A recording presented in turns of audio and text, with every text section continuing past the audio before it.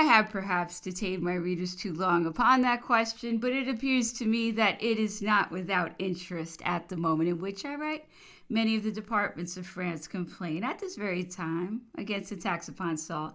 For that tax, so often repulsed by us under the Republic, was adopted under the imperial monarchy, which does not make any sort of change in my conviction. It was a sad deviation from the popular spirit which animated the emperor when that tax was reestablished afterwards.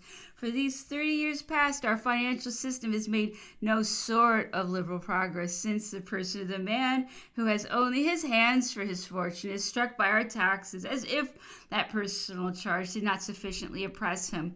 Other taxes raise the price of commodities of the first necessity. These are the abuses which are really counter-revolutionary and evidently in opposition to the principles of 1789, which the French press should combat without ceasing. It is in succoring the most numerous classes and not in doubtful theories that the social progress consists. Besides, this grand struggle was sustained on each side in the two councils with an impetuosity which was very fatal to the Directory.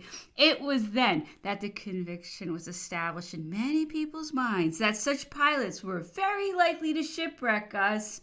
The conduct of the Council of Ancients was highly politic. It is by sustaining the material interests of the people that a legislative assembly becomes powerful, whether that chamber is composed of young or old, let it be elected for life or hereditary.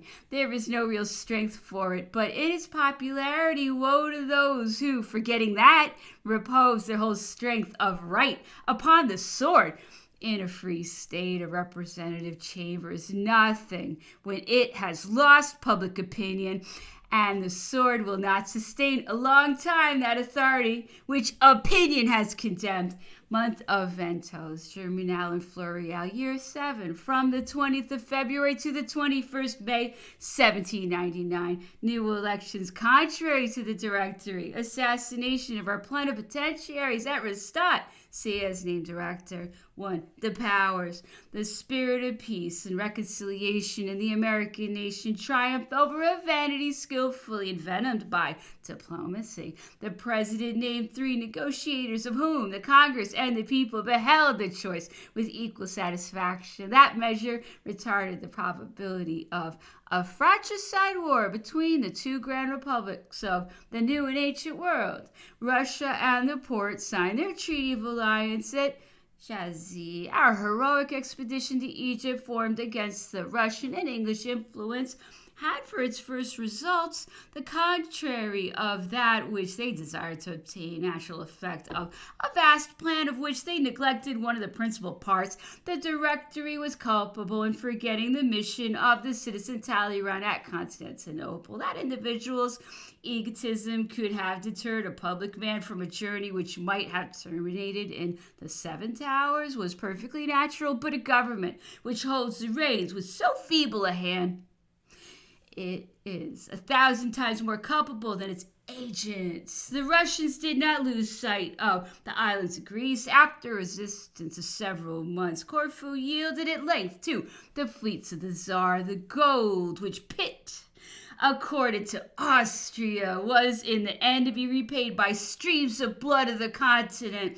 The Archduke Charles had passed the river Yun and directed his columns towards Ulm. The General Jourdan had passed the Rhine. The Count Metternich, ambassador of Austria at Rastatt, ceased to dissimulate, and satisfied with having prevented our peace with Europe, he quitted the Congress. Our army of the Danube, which was at first victorious, was surrounded by forces so much superior that it was obliged to repass the Rhine.